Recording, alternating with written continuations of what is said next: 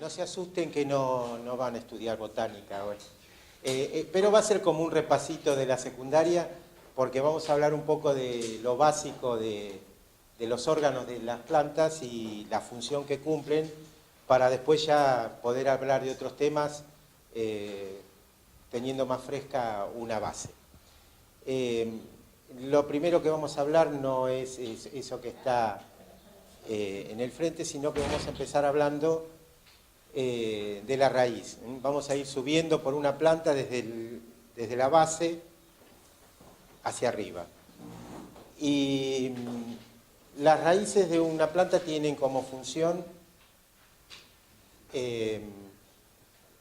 la parte de nutrición de la planta, o sea, conseguirle el alimento a la planta, y además fijar la planta al sustrato, al suelo.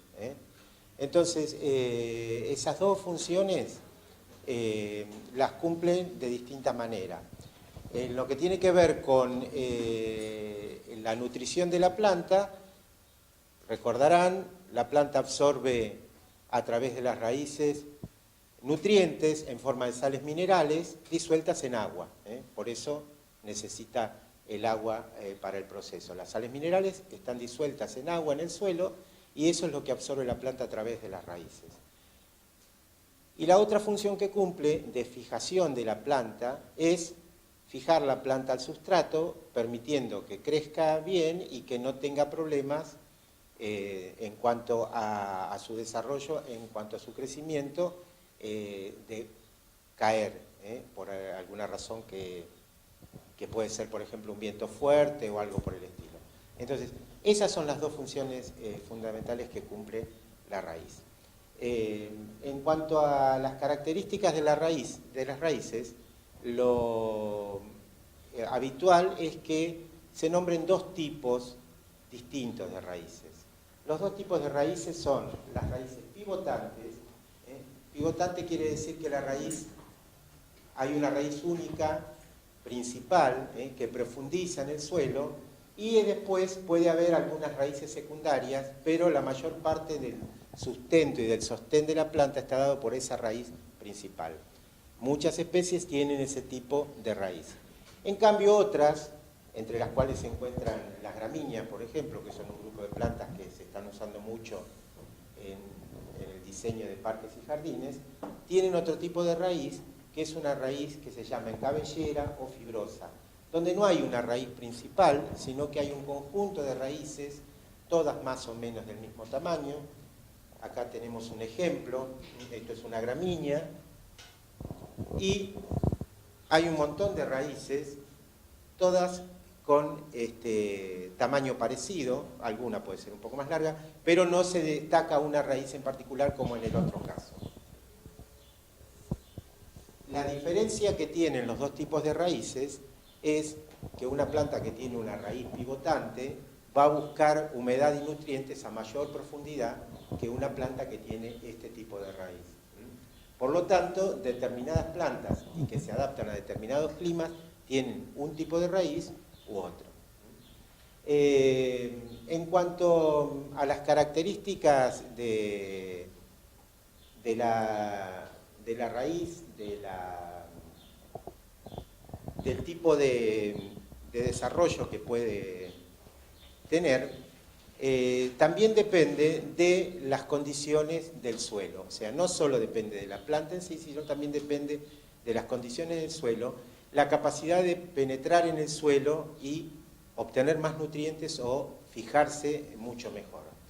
¿Por qué depende también del suelo? Porque en suelos sueltos, con una capa de tierra negra o un suelo arenoso y donde no hay ningún perfil duro cercano a la superficie, las raíces se desarrollan libremente. Y por supuesto las plantas más grandes van a tener un mayor desarrollo de raíces, las plantas más chicas el desarrollo será menor. El problema es cuando en algunas zonas tenemos a poca profundidad o a 70 centímetros, 80 centímetros, 1 metro, una capa de piedra o de alguna piedra no muy dura, pero ocurre en esta zona, por ejemplo, que existe una capa de tosca. lo cual impide el desarrollo de las raíces en profundidad. Las raíces llegan hasta esa profundidad y se desplazan hacia los costados, entonces la planta no tiene absoluta libertad de penetrar en el suelo, lo cual puede traer algunos inconvenientes. Esas plantas que están creciendo de esa manera, con una capa limitante de las raíces, pueden tener problemas si hay un periodo de sequía prolongado. Y otro problema que pueden tener, que ocurre a veces con algunos árboles, que lo pueden haber visto, que árboles muy grandes desarrollan raíces de esa manera, se extienden horizontalmente, pero tienen poco sostén y a veces con una tormenta con vientos muy fuertes se vuelcan. Y entonces podemos ver que se acuesta sobre el suelo y quedan todas las raíces a la vista, y en realidad no vemos que tenga gran cantidad, o sea, tiene gran cantidad, no tiene gran desarrollo de raíces. ¿Por qué? Porque estaba limitado en su crecimiento. Sobre todo este tipo de problemas ocurre en invierno, en otoño, en la época que tenemos tormentas más fuertes, con vientos fuertes, y con plantas que tienen follaje en invierno.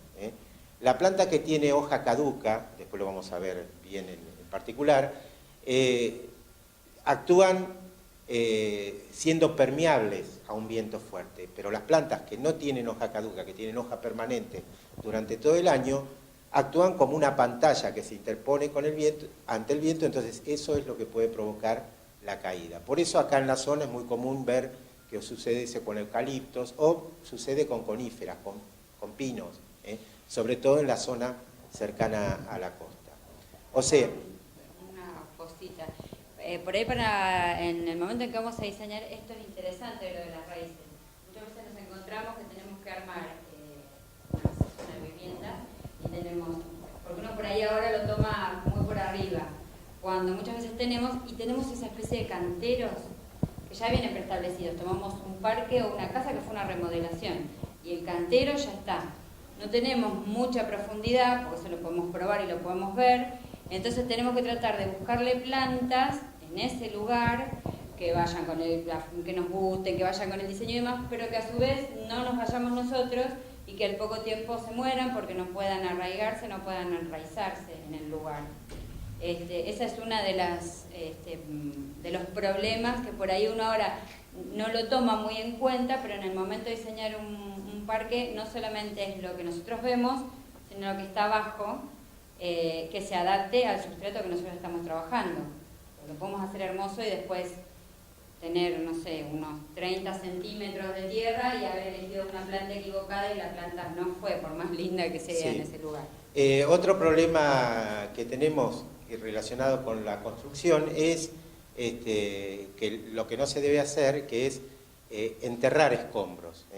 A veces, no es muy profesional, pero a veces es un trabajo de albañiles o algo por el estilo, que los escombros que sobran se entierran y quedan ahí, pasa el tiempo y uno no sabe qué se encuentra. Y resulta que cuando quiere plantar, tiene esa capa de escombros que se cementa y hace como una capa impermeable, entonces muchas veces hay que hacer pozos muy grandes, hay que agregar tierra porque se encuentra ese problema. Así que importante no tener limitación al crecimiento de las raíces. Bueno, en cuanto a la raíz, lo único que podemos decir que hay algún otro tipo de raíces, que son raíces que actúan almacenando nutrientes. Desde el punto de vista de lo que nos interesa a nosotros no es nada particular. Un ejemplo para que lo tengan muy claro, por ejemplo, raíces del tipo de la zanahoria, y hay algunas plantas silvestres que tienen ese tipo de raíz, que son raíces muy carnosas, que la función que cumple ese tipo de raíz es almacenar nutrientes, y bueno, y en el caso de la zanahoria tiene una utilidad práctica. Bien, vamos a subir por la planta y vamos a ir al tallo. Las funciones del tallo son también dos. La primera es la función de conducción. ¿Conducción de qué? Conducción de los nutrientes que extrajeron las raíces disueltos en agua del suelo, llevarlos y distribuirlos por el resto de la planta. hasta las hojas, que las hojas funcionan como el verdadero laboratorio donde se elaboran los nutrientes. Lo que absorben las raíces es una materia prima. Cuando llega a las hojas se transforma. A ustedes deben recordar que se hablaba de una savia bruta. Savia bruta es el líquido que conducen desde las raíces hacia arriba, hacia las hojas. Lo que produce el laboratorio, que son las hojas, es lo que después circula en el sentido opuesto como savia elaborada.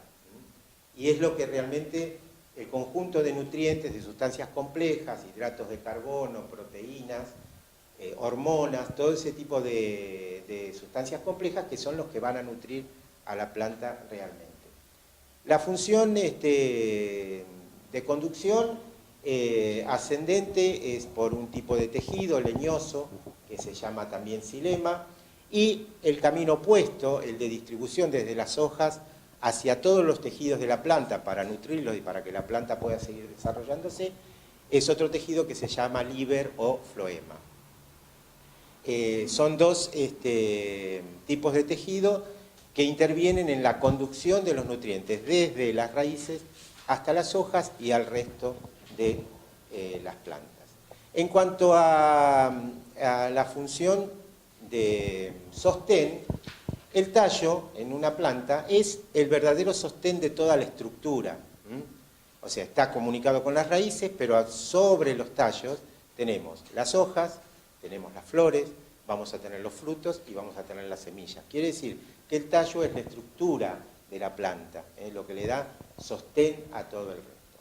Hay muchos tipos de tallos, hay algunos que después vamos a ir viendo cuando hablemos de árboles, de arbustos, y otros tipos de plantas con distintas características. Ahí yo les dibujé una diferencia entre lo que llamamos un árbol y un arbusto, porque se suele confundir hablar de árbol y arbusto en relación al tamaño.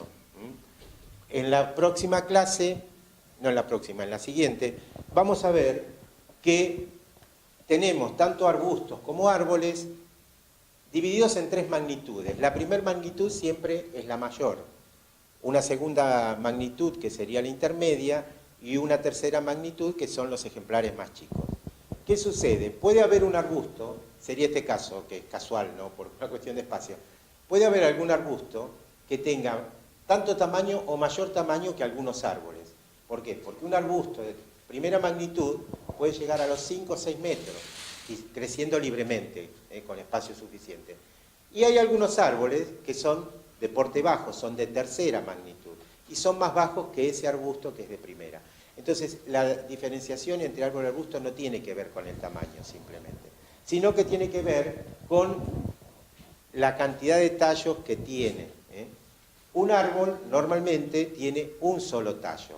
Puede ocurrir que por alguna razón se desarrollen dos tallos, podrían quedar creciendo los dos, pero lo normal es que tenga un solo tallo, con un tejido leñoso que va creciendo a medida que va pasando el tiempo. Un arbusto siempre tiene un conjunto de tallos desde la base. Entonces su aspecto, su forma es completamente distinta a la forma que tiene un árbol. Tenemos en la variedad de especies que podemos utilizar, tenemos distintos tipos de tallos. Aparte de esto, tenemos un conjunto de tallos subterráneos. Subterráneos porque viven bajo tierra. Todos los conocemos, a veces no relacionamos con que son tallos porque uno tiene la idea de que el tallo está sobre la superficie. Los tallos subterráneos son, por ejemplo, los bulbos. Los bulbos, que son un conjunto de plantas que se utilizan mucho en jardinería y en paisajismo, que están bajo tierra, tienen sus raíces en el momento que brotan, y van a tener la brotación que va a salir a la superficie, sobre la tierra, que son directamente las hojas. O sea, sobre la superficie no hay un tallo evidente. Los bulbos más comunes que se utilizan en la zona son gladiolos, tulipanes, narcisos, jacintos. La mayoría son de floración en invierno, salvo los gladiolos que son de verano, y tienen como característica que están formados por un tallo que acumula reservas de nutrientes. ¿Por qué acumula reservas de nutrientes? Porque normalmente tiene un periodo del año de su ciclo donde pierde toda la parte aérea, no tiene posibilidad de hacer fotosíntesis, por lo tanto no puede fabricar nuevos nutrientes, y se mantiene con los nutrientes que acumuló en la etapa vegetativa. Por eso, usualmente en jardinería, los bulbos se sacan de una temporada a otra. Por ejemplo, los bulbos de invierno que están terminando de florecer en algunos casos, a lo mejor dentro de un mes, cuando se seca toda la parte aérea, las hojas, se levantan, se guardan, que es mejor que dejarlos en el suelo, y en el próximo otoño se vuelven a plantar. Entonces, esos meses que el bulbo permanece fuera de la tierra, está viviendo con sus sustancias de reserva. Se guardan normalmente en un ambiente fresco, seco, para evitar que pueda haber hongos o algo por el estilo que los inutilice, pero reinician su ciclo al año siguiente. Algunos bulbos pueden tener hojas en manera continua, pero la mayoría tienen esa manera de desarrollar sustancias de reserva para permanecer vivos durante un periodo del año. Otro tipo son los rizomas. Los rizomas es lo que tienen los lirios o iris, como se llaman botánicamente. Son como unas raíces gruesas, alargadas, también gorditas, con mucha sustancia de reserva, que podemos dividir y hacer mayor cantidad de plantas simplemente separándolos unos de otros. Los agapantos, que son bastante comunes, bueno, el agapanto, por ejemplo, tiene hojas durante todo el tiempo, pero abajo, si ustedes lo levantan, tiene unas raíces gruesas, que son rizomas, que es lo que permite dividirlo y volverlo a reproducir o a seguir teniendo mayor cantidad cada vez. Algunos otros tallos característicos son los tallos de las gramíneas, sobre todo de una parte de las gramíneas que se utilizan mucho, que son las bambucias, o sea, lo que son las cañas. El nombre caña identifica al tipo de tallo. Una caña, ustedes tienen la noción, tiene nudos a determinada distancia de donde van a brotar las yemas con las hojas, y una consistencia exterior firme, dura, pero en muchos de los casos interiormente es semihueca, no es como un tallo de un árbol macizo, sino que es un tallo semihueco. Lo que tiene como característica es que,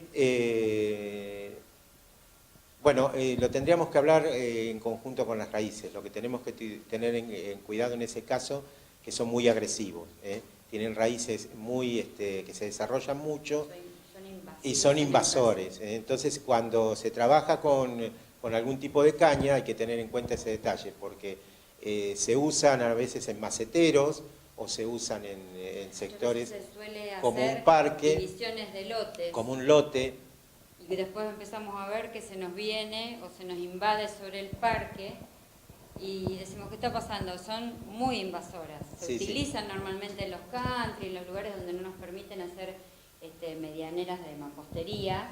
Entonces decimos, bueno, ponemos cañas, una mimbrera, una cosa. Cuando queremos acordar, ¿por qué vamos a ver que las personas que hacen, una persona que realiza una colocación del sales o de las mimbreras o de las cañas, pone ladrillos de canto para que no empiecen a invadir? Porque si no, cuando vamos, pero yo les hablo de una temporada a la otra, y es una invasión que tiene y que hay que empezar a sacar y a sacar porque se nos viene sobre el césped, y ya lo que sería la división medianera empieza a tomar un espesor y empieza a atraernos. Eso lo sacás de ahí, lo pones a otro lado y sigue por el otro lado. Sí, muy agresivo, muy invasivo. ¿Qué profundidad le tenés que dar a ese tabique, a ese límite que le pones para que no invada? No, los límites casi siempre cuando vos los haces con este tipo, en el caso personal, con algún tipo de caña o de salix o mimbrera, hay que ver si vos podés hacer algún tipo de estructura de madera, de postes, no tiene nada que ver con el tema de los tallos y las hojas.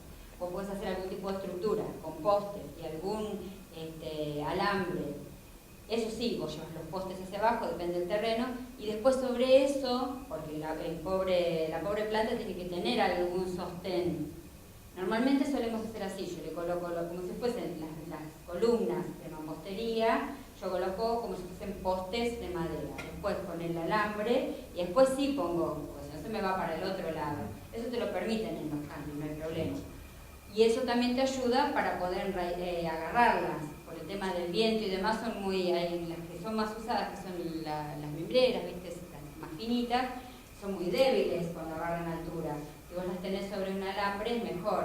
Y después, a una cuestión de diseño, le puedes intercalar entre las mimbreras algún tipo de enredadera y ese mismo alambre te sirve para ir llevándolas y tutoreándolas.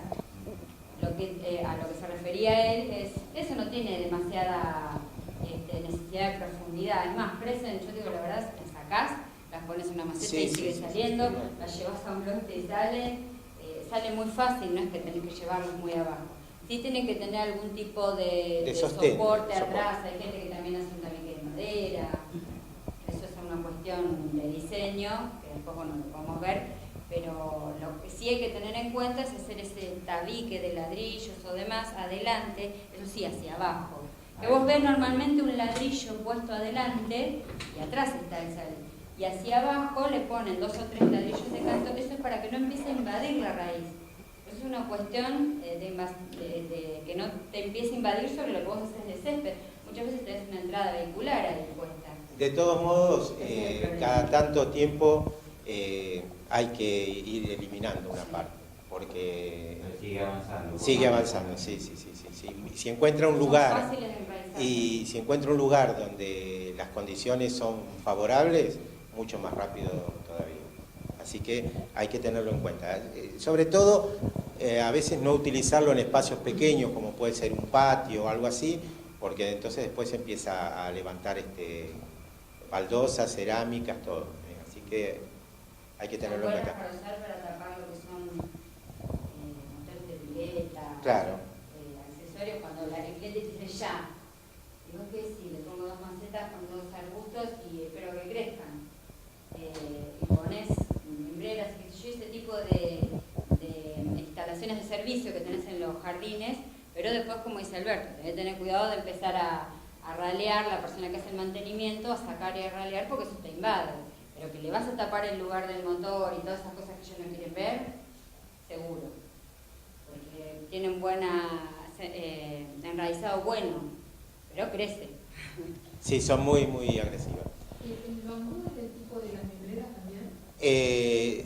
Son todas distintos tipos son todas bambucias. Las que forman cañas son todas de una familia que se llaman bambucias, desde las más grandes a las comunes, a la caña de Castilla, que es la que conocemos nosotros de la zona rural. ¿Dicen las cortaderas? No, la cortadera es otra cosa. Es una gramínea también, pero es otro, no tiene cañas.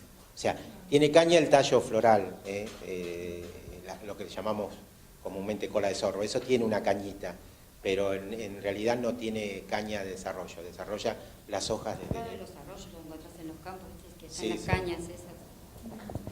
Bueno, ahora sí vamos a empezar a ver algo sobre hojas y no vamos a ver la célula. Lo que simplemente está graficado ahí es la función que cumple la hoja. Yo antes les dije que era el verdadero laboratorio de la planta. ¿Por qué? Porque a la hoja va a llegar el agua, como se ve en esta flecha con los nutrientes, va a llegar el agua a través de este pedúnculo desde el tallo Y en conjunto con el dióxido de carbono del aire, la luz solar, que actúa como fuente de energía, y un pigmento que existe en las hojas, que es lo que le da color verde a las hojas, que es la clorofila, se producen una serie de reacciones químicas complejas, que son bastante difíciles de aprender cuando uno lo tiene que hacer, pero el resultado es que ahí se producen todos los nutrientes, las sustancias complejas que sirven de alimento verdadero a la planta. Y el resultado de ese proceso es que nos sobra oxígeno. Ese oxígeno que allí se ve que sale al exterior. Por eso la función de oxigenación que producen los vegetales, que no lo produce ninguno de los otros seres vivos, y sin plantas la vida no podría existir, porque son los generadores de oxígeno en el aire. Las sustancias que se producen en las hojas, por ese tejido que yo les dije, que hace el camino inverso al camino ascendente, se distribuyen en toda la planta y sirven de nutriente a los distintos órganos. Una parte sirve de nutriente a las hojas, sirve como nutriente del tallo, incluso de las raíces. O sea, es lo que circula alimentando a toda la planta. Las hojas tienen dos funciones más. La otra es un poco opuesta a esta, porque las plantas respiran a través de las hojas. Entonces, si respiran, como los animales y como nosotros mismos, lo que hacen es tomar oxígeno del aire. Y mediante esa respiración lo que devuelven al aire es dióxido de carbono. Parece contraproducente porque por un lado decimos que las hojas proveen el oxígeno del aire y por otro lado decimos que consumen también. Claro, pero en el proceso de respiración las hojas consumen una parte muy pequeña de lo que aportan al ambiente, es muchísimo menos. Por lo tanto, producto de la fotosíntesis que se produce en las hojas, el balance de oxígeno en el aire que nos queda es muy superior. La tercera función que cumplen las hojas es también similar a todos los otros seres vivos, que es transpirar.